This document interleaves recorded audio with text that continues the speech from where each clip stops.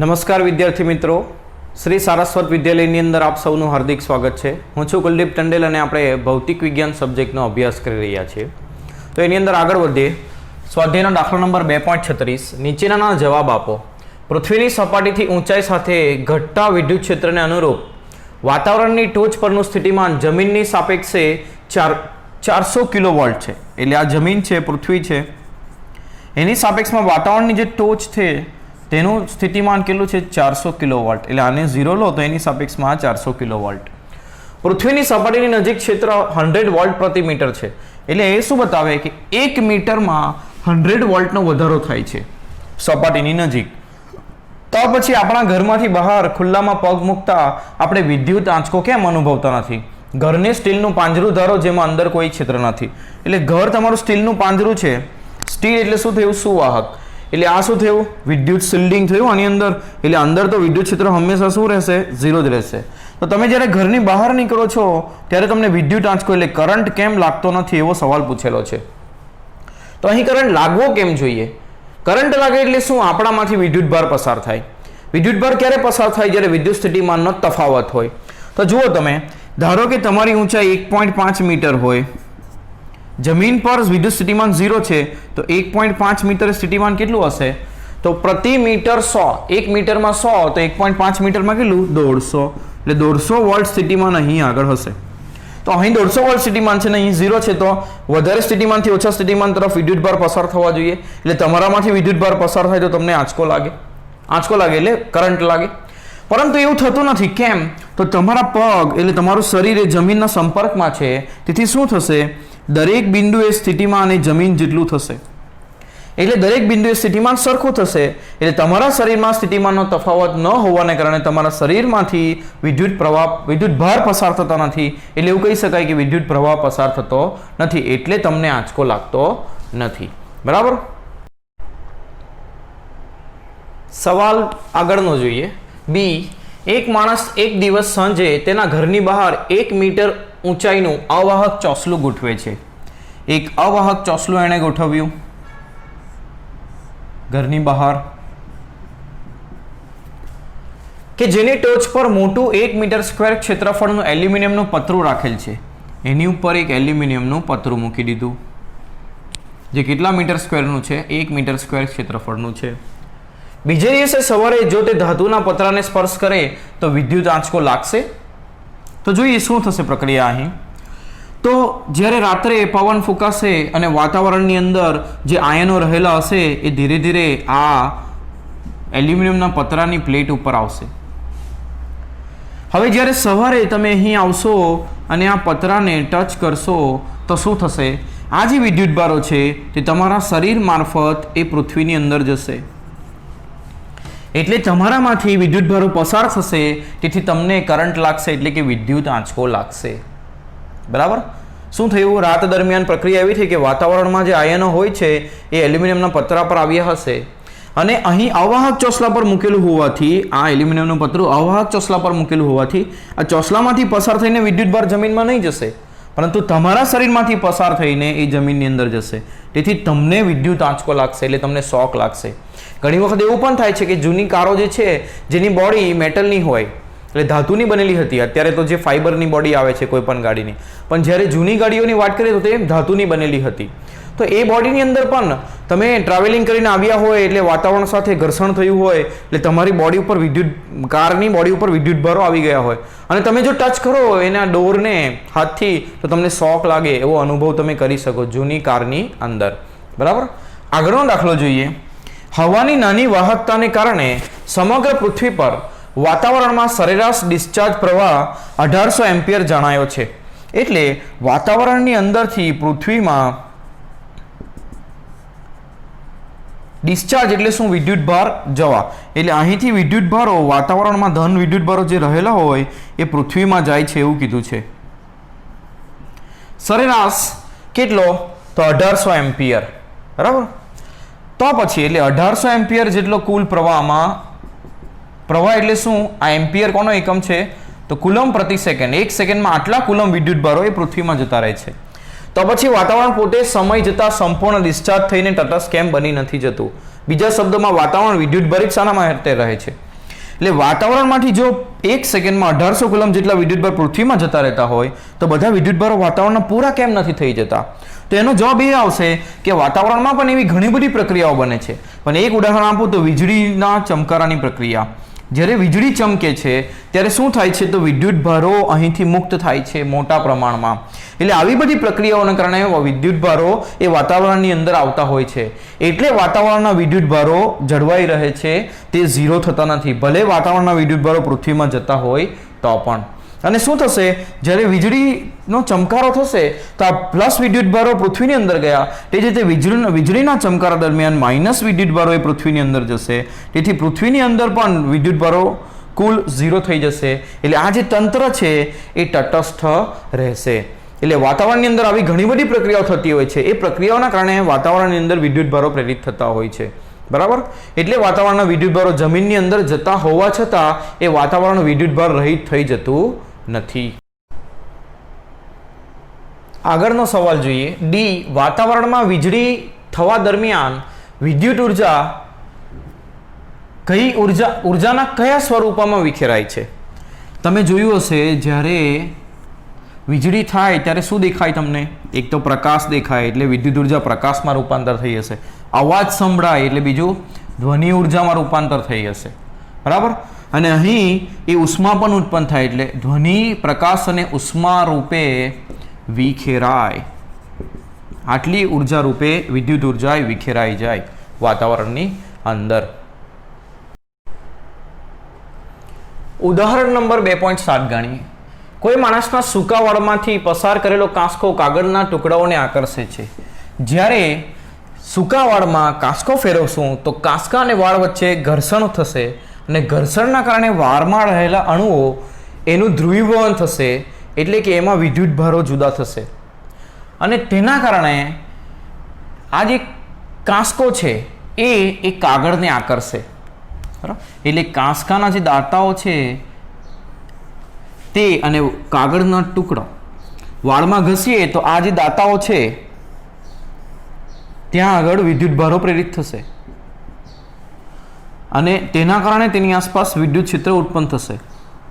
આ વિદ્યુત ક્ષેત્રના કારણે કાગળનો ટુકડો જે આમાં મૂકશું એમાં ધ્રુવીભવન થશે, એટલે પ્લસ અને માઇનસ વિદ્યુતભારો જુદા થશે. તેથી આના ઉપર બળ લાગશે અને આ કાગળના ટુકડાઓને આ કાંસકો એ આકર્ષે. બરાબર? એટલે ઘર્ષણથી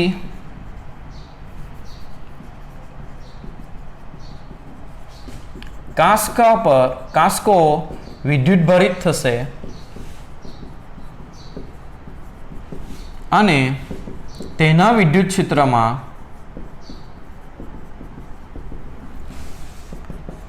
કાગળના ટુકડાના અણુઓનું ધ્રુવીભવન થશે. તેથી ટુકડાઓને કાંસકો આકર્ષે.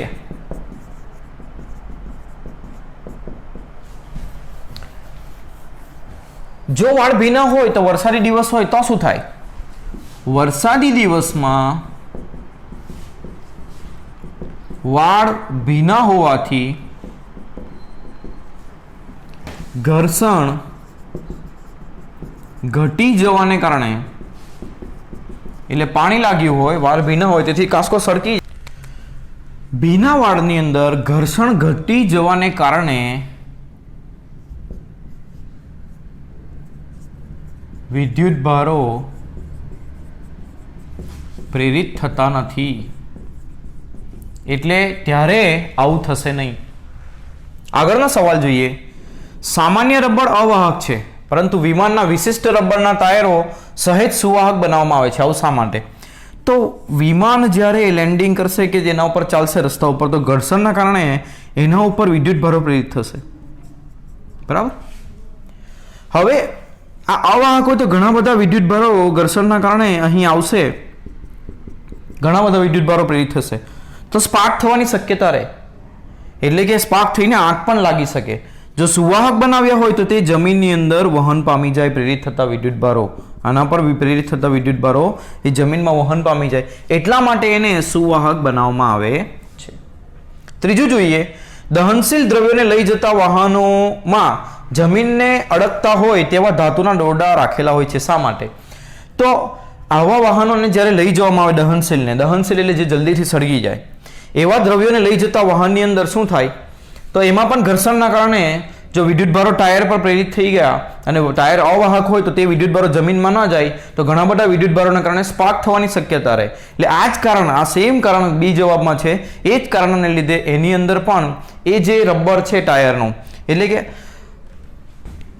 ટાયરનું રબર એવું ન કહી શકાય પણ આની અંદર વાહનોને જમીનને અડકતા હોય તેવા ધાતુના દોરડા રાખેલા હોય. એટલે વાહન પરથી વિદ્યુત ભાર જમીનમાં જતા રહે એના માટે સુવાહક દોરડાઓ રાખેલા હોય કે જે જમીનને અડકેલા રહે. વાહન પરથી કોને અડકેલા રહે? જમીનને અડકેલા રહે એવા દોરડાઓ રાખવામાં આવે. બરાબર, જેથી કરીને આના પર પ્રેરિત થતા વિદ્યુત ભાર જમીનની અંદર જતા રહે. નહીં તો ઘણા બધા વિદ્યુત ભારો વાહન પર ભેગા થઈ ગયા તેમાં સ્પાર્ક થવાની શક્યતા રહે. બરાબર, આની અંદર ટાયર માટે નથી પૂછેલું, દોરડા કીધેલા છે. પણ ગમે એ રીતે કોઈ એક ઉપાય કરીને તમારે એમાં પ્રેરિત થતા વિદ્યુત ભાર ઘર્ષણના કારણે પ્રેરિત થતા વિદ્યુત ભારને જમીનમાં લઈ જવાના, જેના કારણે ઘણા બધા વિદ્યુત ભારો ભેગા ન થાય અને સ્પાર્ક ન થાય. ખુલ્લી હાઈ પાવર લાઇન પર પક્ષી આરામથી બેસી શકે છે તો પણ તેને કંઈ થતું નથી. જમીન પર ઉભેલો માણસ તે લાઇનને સ્પર્શે તો તેને પ્રાણઘાતક આંચકો લાગે. હું આ લાઈન જે પસાર થાય છે આપણા માથા ઉપરથી આપણા ઘરે વીજળી લાવે, એ લાઈનને પકડું તો શું થઈ જાઉં? દેખાતો બંધ થઈ જાઉં, કાળો થઈ જાઉં, શોક લાગે, બહુ પ્રાણઘાતક, એટલે મરી જ જાઉં. તો એવું શા માટે? પક્ષી બેસે ત્યારે કેમ એવું થતું નથી? તો આ વાયર પસાર થાય છે જેની અંદર બહુ મોટું સ્થિતિમાન છે. હવે તમે એને ટચ કરશો તો તમારો પગ હશે જમીન ઉપર, એટલે તમારા પગ પાસે સ્થિતિમાન હશે 0. તમે આને ટચ કરશો એટલે બહુ મોટા સ્થિતિમાનનો તફાવત ઉત્પન્ન થશે તમારા હાથ અને જમીન વચ્ચે. તો તમારા શરીરની અંદરથી બહુ મોટો વિદ્યુત પ્રવાહ પસાર થશે એટલે તમને આંચકો લાગશે. એટલે વિદ્યુત સ્થિતિમાનના તફાવતને કારણે આંચકો લાગ્યો. જ્યારે પક્ષી અહીં બેસે છે ત્યારે એનો જમીન સાથે સંપર્ક હોતો નથી. જમીન સાથે સંપર્ક હોતો નથી એટલે એના જે બંને પગ છે ત્યાં તાર પર જ છે, એટલે વિદ્યુત સ્થિતિમાન બંને પગ પાસે સરખા જ છે, તફાવત નથી. તેથી એને શોક લાગતો નથી. એટલે એટલા માટે આપણે જ્યારે પણ ઘરમાં વીજળીને લગતું કામ કરતા હોઈએ ત્યારે રબરના શૂઝ પહેરીએ. કેમ? તો રબરના શૂઝના કારણે તમારા શરીરમાંથી પસાર થતો વિદ્યુત ભાર એ જમીનમાં જઈ ન શકે, એટલે તમારા શરીરમાંથી વિદ્યુત ભાર પસાર જ ન થાય. એટલા માટે આવું કરવામાં આવે છે. એટલે વિદ્યુત પ્રવાહ ત્યારે જ વહે જ્યારે વિદ્યુત સ્થિતિમાનનો તફાવત હોય. તમે જમીન પર ઉભા રહીને અડકશો તારને તો તારમાંનો મોટો સ્થિતિમાન અને જમીનનો સ્થિતિમાન 0, આ બે વચ્ચે તફાવત ઉત્પન્ન થશે. તેથી મોટા પ્રમાણમાં વિદ્યુત પ્રવાહ તમારામાંથી પસાર થશે. જ્યારે પક્ષી તાર પર જ છે તે જમીનના સંપર્કમાં નથી એટલે તેનું સ્થિતિમાન તાર જેટલું જ હશે એટલે તફાવત હશે નહીં. તેથી તેમાંથી તેને કરંટ લાગશે નહીં એટલે આંચકો લાગશે નહીં. બરાબર, તો આ કારણો આની અંદર આવશે. આગળ ગણીએ 2.19 સ્વાધ્યાયનો દાખલો જે આપણે ગણવાનો રહી ગયા છે. જો H2 અણુના 2 માંથી એક ઇલેક્ટ્રોનને દૂર કરવામાં આવે તો આપણને હાઇડ્રોજન આણ્વિક આયન H2+ મળે. હાઇડ્રોજનમાં એક પ્રોટોન હોય, એક ઇલેક્ટ્રોન હોય. એક હાઇડ્રોજનમાં તો H2 એટલે 2 હાઇડ્રોજન છે એટલે H2 માં કેટલા હશે? H2 માં 2 પ્રોટોન 2 ઇલેક્ટ્રોન. એમાંથી એકને દૂર કરીએ એટલે H2+ બને, એક ઇલેક્ટ્રોન, એટલે એક ઇલેક્ટ્રોન અને 2 પ્રોટોન રહી ગયા. એટલે 2 પ્રોટોન છે અને એક ઇલેક્ટ્રોન છે. આવું સમજી શકો. H2+ ની ધારા સ્થિતિમાં 2 પ્રોટોન વચ્ચેનું અંતર 1.5 એંગસ્ટ્રોમ છે અને ઇલેક્ટ્રોન પ્રત્યેક પ્રોટોનથી 1 એંગસ્ટ્રોમ અંતરે છે. ઇલેક્ટ્રોન પ્રત્યેક પ્રોટોનથી 1 એંગસ્ટ્રોમ અંતરે છે. આ તંત્રની સ્થિતિ ઉર્જા શોધો. સ્થિતિ ઉર્જા શૂન્ય માટેની તમારી પસંદગી જણાવો. એટલે સ્થિતિ ઉર્જા હંમેશા આપણે કોઈ એક સંદર્ભના સ્વરૂપમાં શોધીએ છીએ અને જો સંદર્ભ આપણે અનંત અંતરે લઈએ તો ઈઝી રહે. સંદર્ભની ઉર્જા આપણે શું લઈ લઈએ? 0. એટલે શૂન્ય સ્થિતિ ઉર્જા અનંત અંતરે ધારો. આ પહેલા લઈ લેવાનું. શૂન્ય સ્થિતિ ઉર્જા અનંત અંતરે લો. તો સ્થિતિ ઉર્જા કેવી રીતે લખાશે? તો આપણે યાદ કરો, જોડ બનાવવાની વિદ્યુત ભારોની. 2 પ્રોટોનની જોડ બનાવે તો એની સ્થિતિ ઉર્જા પ્રોટોનની આવી રીતે થશે. જોડ બનાવી આ પ્રોટોનની આની સાથે બનાવી. હવે આ પ્રોટોનની ઇલેક્ટ્રોન સાથે બનાવો એટલે પ્રોટોન ઇલેક્ટ્રોનની. પછી આ પ્રોટોનની પ્રોટોન સાથે બની ગઈ એટલે આ ઇલેક્ટ્રોન સાથે બનાવો એટલે ફરી પાછી પ્રોટોન ઇલેક્ટ્રોનની. બરાબર, આ રીતે જોડ બનશે. તો આની સ્થિતિ ઉર્જા કેટલી થશે? કે પ્રોટોનનું વિદ્યુતભાર QP, બીજા પ્રોટોનનો QP ભાગ્યા 2 વચ્ચેનું અંતર. આ અંતરને આપણે R1 કહી દઈએ અને આ અંતરને R2 કહી દઈએ. તો K Q1 Q2 by R1. પછી પ્રોટોન ઇલેક્ટ્રોનની લખીએ તો K QP QE divide by proton અને ઇલેક્ટ્રોન વચ્ચેનું અંતર 1 એંગસ્ટ્રોમ. બરાબર, આ પ્રોટોનની જોડ આ પ્રોટોન સાથે બનાવી, પછી આ પ્રોટોનની આ ઇલેક્ટ્રોન સાથે બનાવી એટલે આ પ્રોટોનની પ્રોટોન સાથે ને પ્રોટોનની ઇલેક્ટ્રોન સાથે થઈ ગઈ. હવે આ પ્રોટોનની બનાવી, આ પ્રોટોનની આની સાથે થઈ ગઈ એટલે આની સાથે જ બનાવવાની રહેશે. તો આ પદ 2 વખત છે એટલે એને 2 વખત લખી દઈએ. આવું જ સેમ પદ આવશે ને આ લખશું તો પણ. બરાબર, આમાંથી કોમન નીકળતા પદ કાઢી લઈએ એવું લાગે તો કયા પદ કોમન નીકળશે? K QP ડિવાઈડ બાય, અથવા તો બધી કિંમતો મૂકીએ આપણે. U બરાબર K 9 × 10 power 9, QP 1.6 × 10 power -19, QP પ્રોટોનનો વિદ્યુતભાર 1.6 × 10 પાવર -19. તો 2 વખત થઈ ગયું એટલે 1.6 નો વર્ગ લખી દઉં અને 10 પાવર -19 નો વર્ગ -38 ભાગ્યા 2 વચ્ચેનું અંતર R1 એટલે 1.5 એંગસ્ટ્રોમ. એંગસ્ટ્રોમ એટલે 10 ની -10 ઘાત વત્તા 2 ગુણ્યા 9 × 10 પાવર 9, QP 1.6 પ્રોટોનનો વિદ્યુતભાર 1.6 × 10 પાવર -19, ઇલેક્ટ્રોનનો વિદ્યુતભાર -1.6 × 10 પાવર -19 ભાગ્યા પ્રોટોન અને ઇલેક્ટ્રોન વચ્ચેનું અંતર કેટલું? બંને પ્રોટોન અને બંને પ્રોટોનથી આ ઇલેક્ટ્રોનનું અંતર કેટલું છે? 1 એંગસ્ટ્રોમ. એટલે 1 એંગસ્ટ્રોમ એટલે 1 ગુણ્યા 10 ની -10 ઘાત. બરાબર, અહીંથી કોમન નીકળતા પદો જોઈએ તો 9 કોમન નીકળશે, 10 ની 9 ઘાત કોમન નીકળશે, 1.6 નો વર્ગ પણ કોમન નીકળશે, 10 ની -38 ઘાત પણ કોમન નીકળશે અને 10 ની -10 ઘાત પણ કોમન નીકળશે. અહીંયા શું રહી જશે? 1/1.5. આ માઇનસ આગળ આવશે એટલે અહીંયા માઇનસ થશે અને 2 × 2 રહી જશે, બીજું કંઈ નહીં. બરાબર, એટલે આ કેટલું થશે? આનો ગુણાકાર કરીએ તો 9 × 1.6 × 1.6 23.04 અને 10 ની ઘાત લખીએ તો કેટલી થશે? -10 ઉપર જશે +10 એટલે 19, 19 - 37 એટલે -19 અને આનો લસા લઈએ 1.5 તો 1.5 × 2 3 થશે, 1 - 3 એટલે -2 ડિવાઈડ બાય 1.5 આવું આવશે. તો આની ગણતરી કરીએ × 2 ડિવાઈડ બાય 1.5 તો થશે 30.72 ગુણ્યા 10 ની -19 ઘાત જૂલ. ઇલેક્ટ્રોન વોલ્ટમાં ફેરવશે, આ માઇનસમાં આવશે જવાબ. ઇલેક્ટ્રોન વોલ્ટમાં ફેરવશે તો 1.6 વડે ભાગી દઈએ, 1.6 × 10 પાવર -19 વડે તો -19.2 ઇલેક્ટ્રોન વોલ્ટ એ આપણો શું આવશે? જવાબ આવશે. આગળ દાખલો જોઈએ 2.21. બે વિદ્યુતભારો -Q અને +Q અનુક્રમે 00 - A અને 00 A બિંદુએ રહેલા છે. 00 A - A એટલે Z અક્ષ પર રહેલા છે એટલે અહીં Z અક્ષ લઈએ, જેના પર વિદ્યુતભાર આ X અક્ષ લઈએ અને આ Y અક્ષ લઈએ. તો અહીં 00 A પર 00 A છે અને અહીં આવશે 00 - A. તો કયા વિદ્યુતભાર ક્યાં છે તે જુઓ. -Q 00 - A આગળ એટલે અહીંયા -Q વિદ્યુતભાર છે અને અહીંયા આગળ +Q વિદ્યુતભાર છે. તો પહેલું 00 Z અને XY0 બિંદુએ સ્થિતિમાન કેટલું થશે? તો પ્રથમ શોધીએ 00 Z બિંદુએ સ્થિતિમાન. 00 Z એટલે અહીં આવેલું હશે P બિંદુ, જેને આમ 00 શું છે? Z. તો આ બિંદુએ સ્થિતિમાન શોધીએ. આ બિંદુએ સ્થિતિમાન કોના કારણે હશે? +Q ના કારણે અને -Q ના કારણે. તો 00 Z આગળની ગણતરી કરીએ A ની અંદર. તો ત્યાં આગળ સ્થિતિમાન કોના કારણે હશે?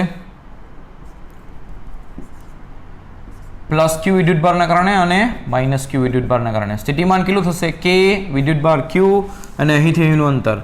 આ અંતર ઉગમ બિંદુથી A થશે અને આ 00 Z છે એટલે ઉગમ બિંદુથી આનું અંતર Z થશે. તો આ અંતર કેટલું થશે? Z - A. KQ/R સૂત્ર આવે વિદ્યુત સ્થિતિમાનનું. ભૂલમાં ચોપડીની અંદર વિદ્યુત ક્ષેત્ર લખેલું છે પણ સ્થિતિમાન આવશે. ઇંગ્લિશ મીડિયમની બુકમાં જોશો તો ખબર પડશે. ઘણી આવી કન્વર્ઝનની ભૂલ હોઈ શકે. જવાબ સ્થિતિમાનનો આપેલો હશે. હવે -Q ના કારણે અહીં સ્થિતિમાન કેટલું હશે? તો K વિદ્યુતભાર કયો? -Q ભાગ્યા અંતર કેટલું અહીંથી અહીંનું આ અંતર એ હશે તો અહીંથી અહીંનું અંતર કેટલું થશે z પ્લસ એ z પ્લસ એ તો આમાંથી કોમન નીકળતો પદ કાઢી લઈએ કે ક્યુ કોમન કરીએ તો અહીં રહી જશે z માઇનસ એ અને અહીં રહી જશે માઇનસ z પ્લસ એ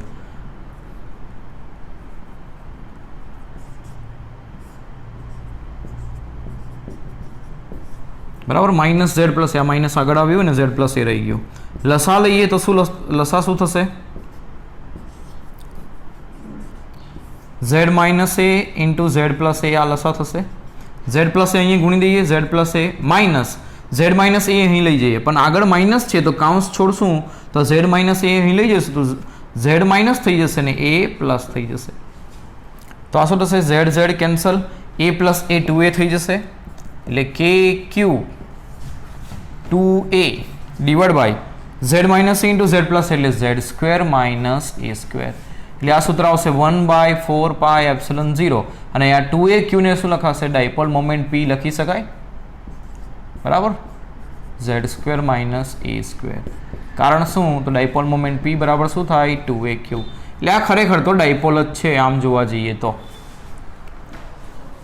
અહીંયા આગળ સ્થિતિમાન આટલું મળશે બરાબર એક બિંદુ આગળ શોધાઈ ગયું આટલું લખી દેવાનું તમારે બીજા બિંદુ આગળ શોધીએ તો બીજું બિંદુ કયું છે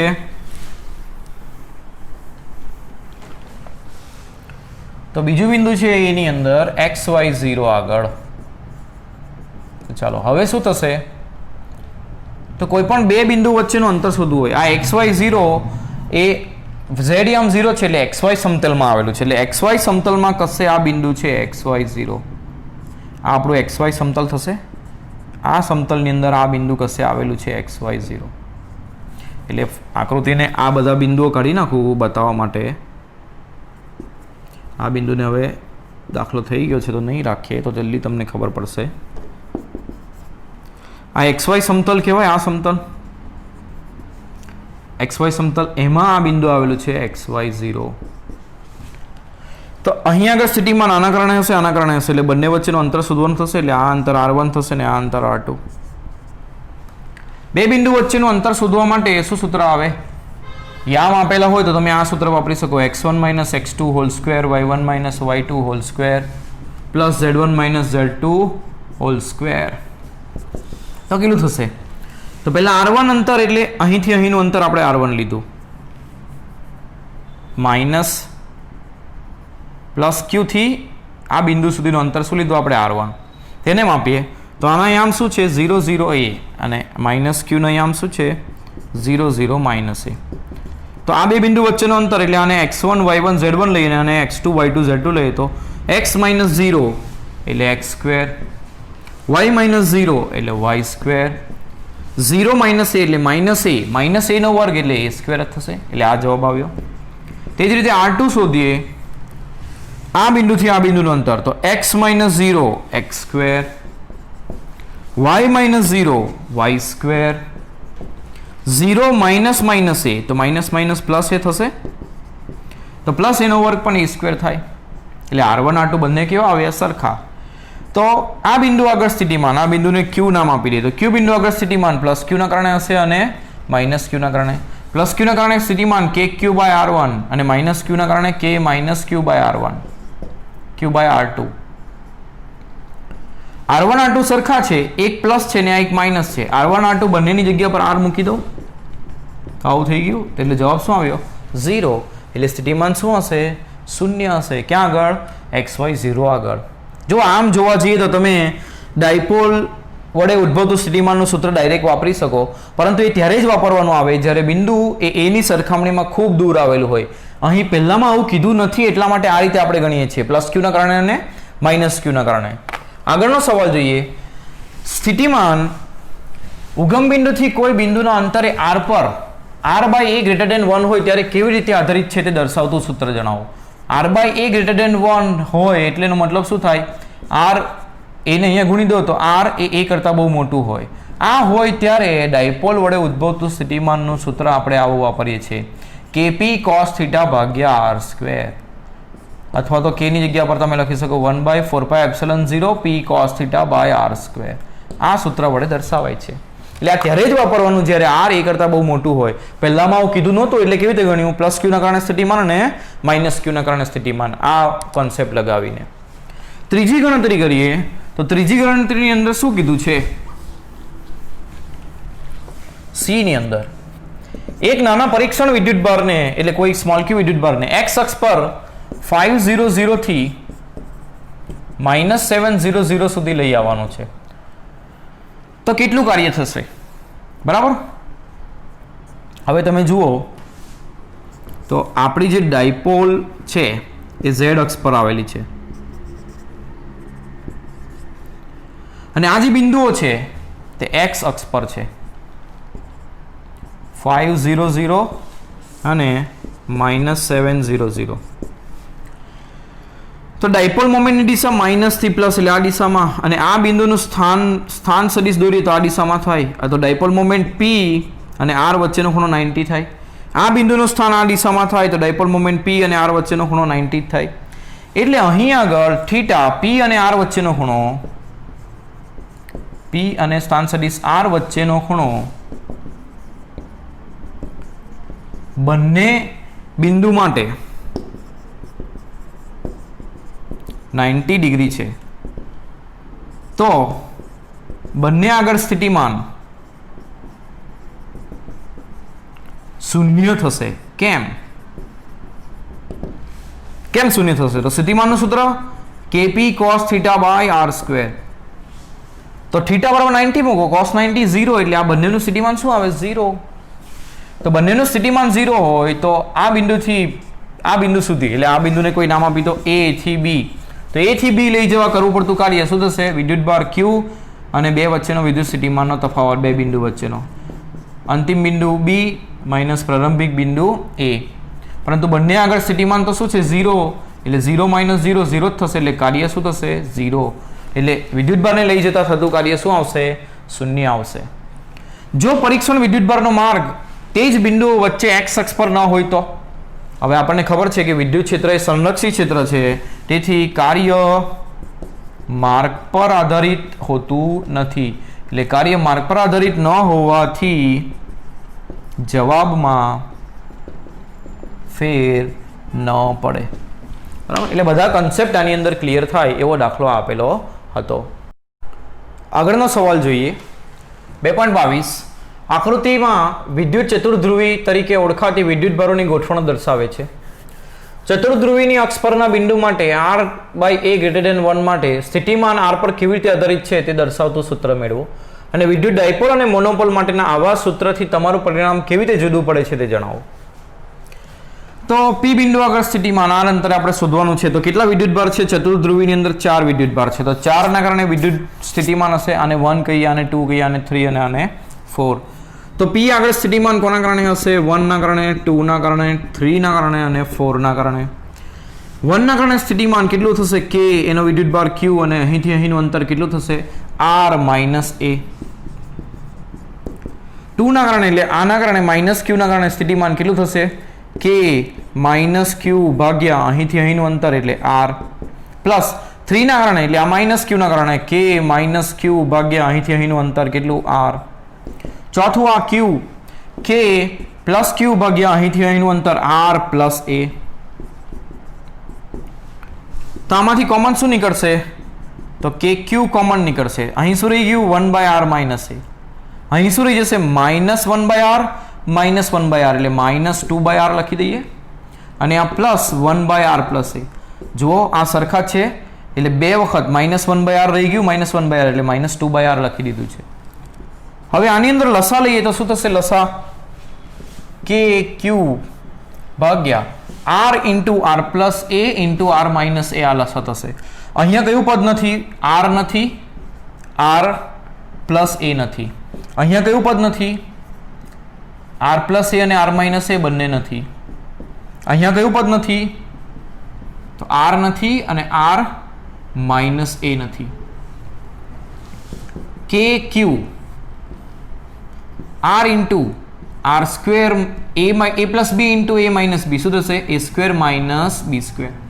અંદર ગુણાકાર કરીએ તો R² + AR માઇનસ આ પણ શું થશે R square minus A square 2 વડે ગુણી દઈએ તો 2r સ્ક્વેર બહાર માઇનસ છે એટલે માઇનસ એ સ્ક્વેર ની જગ્યા પર પ્લસ 2a સ્ક્વેર આનું સાદુરૂપ આના જેવું આવશે ને એને 2 વડે ગુણશો એટલે 2r square minus 2a square અને બહાર માઇનસ છે એટલે આ માઇનસ 2r સ્ક્વેર ને આ પ્લસ 2a સ્ક્વેર થઈ જશે plus r into r square minus ar તો ar કેન્સલ થયું બરાબર r square plus r square 2r square ને આ માઇનસ 2r સ્ક્વેર એટલે આ પણ કેન્સલ એટલે જવાબ શું આવ્યો k q 2a square divide by આમાંથી r સ્ક્વેર કોમન કાઢો તો r નો ઘન થઈ જશે અને 1 minus a square by r square રહી જશે હવે તમે જુઓ અહીં આગળ અહીં શું આપ્યું છે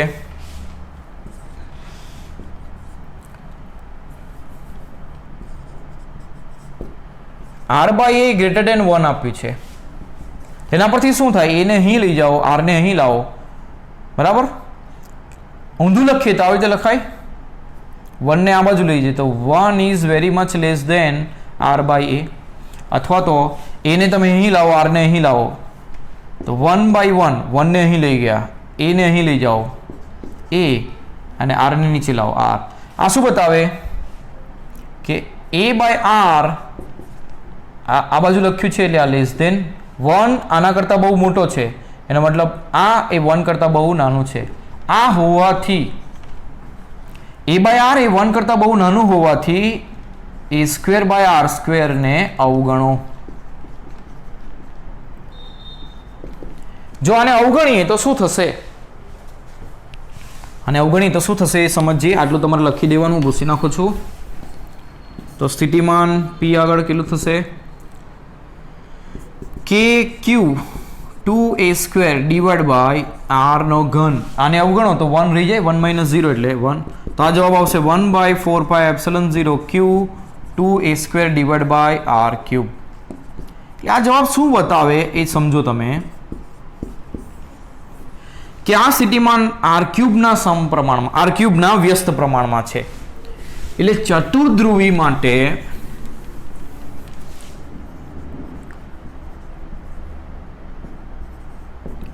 સ્થિતિમાન r ક્યુબના વ્યસ્ત પ્રમાણમાં આવ્યું જ્યારે આપણે જોઈ ગયા કે ડાયપોલ માટે તે કોના વ્યસ્ત પ્રમાણમાં આવે r સ્ક્વેરના અને મોનોપોલ એટલે એક જ વિદ્યુતભાર માટે તે r ના વ્યસ્ત પ્રમાણમાં આવે આનું સૂત્ર આવે v બરાબર kq બાય r આનું સૂત્ર આવે v બરાબર kp cos theta by r square અને આનું સૂત્ર આપણે અત્યારે જ જોયું તો આ શું આ સંબંધ તમારા એમસીક્યુમાં ખાસ પૂછાઈ શકે ખાસ ધ્યાન આપવાનું મોનોપોલ એટલે એક વિદ્યુતભાર ડાયપોલ એટલે બે વિદ્યુતભાર ચતુર્ધ્રુવી એટલે 4 વિદ્યુતભાર 4 ધ્રુવો હશે એટલે બે ડાયપોલ એવું કહી શકાય બરાબર તો આ સંબંધ તમારે યાદ રાખવાનો એમસીક્યુ માટે ખૂબ જ અગત્યનો સવાલ